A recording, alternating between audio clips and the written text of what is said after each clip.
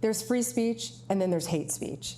And there is no place, especially now, especially after what happened to Charlie, in our society. We will absolutely target you, go after you, if you are targeting anyone with hate speech, anything. And that's across the aisle.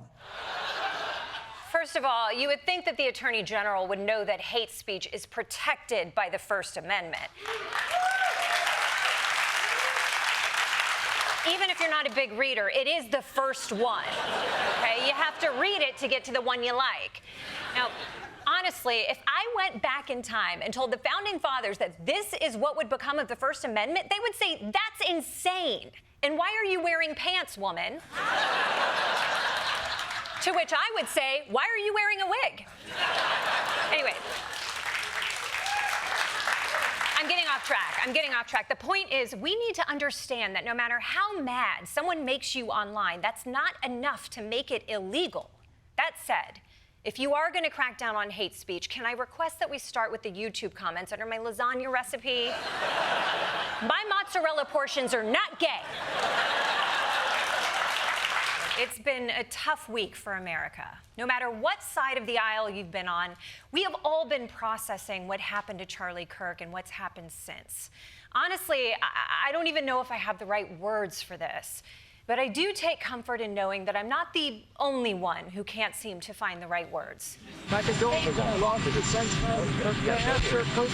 How are you holding up over the last 3.5 years? I think very good. And by the way, right there, you see all the trucks. They've just started construction of the new ballroom for the White House, which is something they've been trying to get, as you know, for about 150 years. And it's going to be a beauty. It'll be an absolutely magnificent structure. Well, we all grieve in our own way. To be fair to Trump, he is an old man. And when an old man wants to tell a story, it doesn't matter what you asked him about. Yeah, Uncle Marty, you want some coffee? You know, my dentist is an Asian lady. She dyed her hair pink. I told her, you look disgusting. So this week, Congress heard testimony from Patel, FBI director and man who looks like he just walked in on his parents having sex with a horse. Why don't you just release the entire file as you promised to do? We are releasing as much as legally allowed. That's why we went back to the courts. How is that not legally allowed? Sir, do you know how court orders work? Do you know how protective orders work? Actually, Mr. Patel, I was a real prosecutor for 10 years. I know exactly how. So I was a fake one?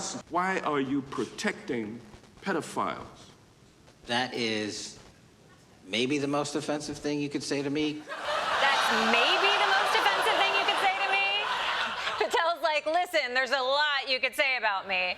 Like, I'm the only person who looks dumber wearing glasses, or...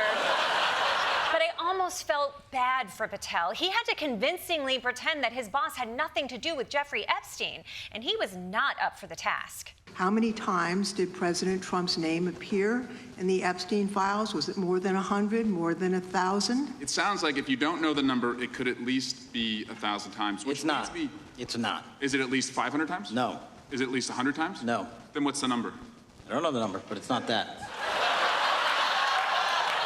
Yeah, okay? It's not that. Everyone just needs to calm down, okay? The president's name appears in the pedophile sex crime report a normal number of times, okay? Somewhere between 1 and, hey, look over there. Once Air Force One landed, the UK rolled out the red carpet. The president, the first lady made a stunning entrance with Melania hiding her head under a UFO.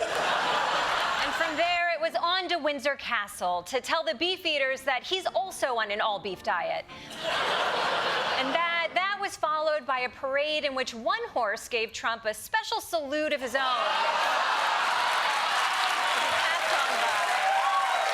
You know RFK Jr. texted him after, like, bring me some leftovers.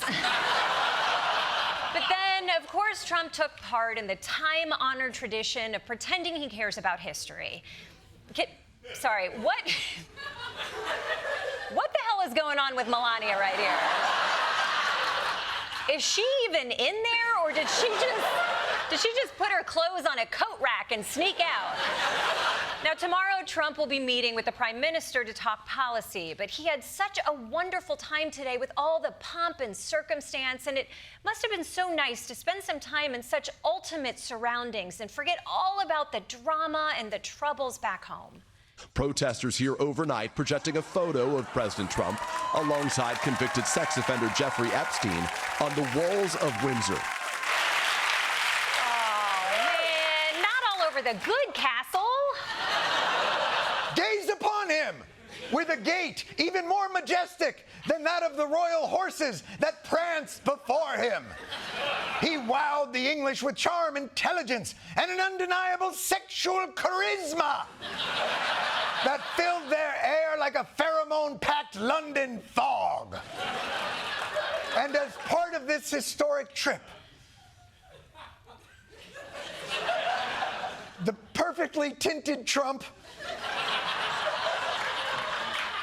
dazzled his hosts at dinner with a demonstration of unmatched oratory skill. A fifth of all of humanity speaks, writes, thinks, and prays in the language born on these isles and perfected in the pages of Shakespeare and Dickens and Tolkien, and Lewis, Orwell, and Kipling. Incredible people.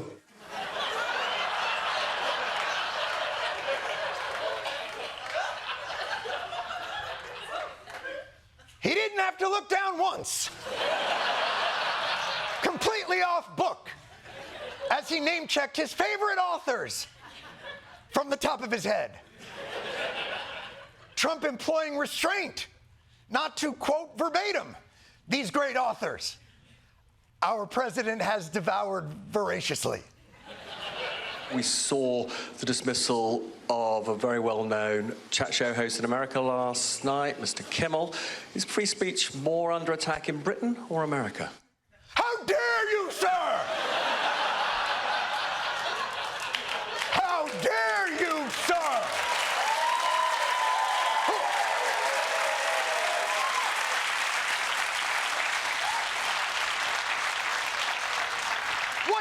What outfit are you with, sir? The Antifa Herald Tribune? Why, I wouldn't even line my parents' cage with your rag. There's a very reasonable explanation for what befell this scallywag, Kimmel.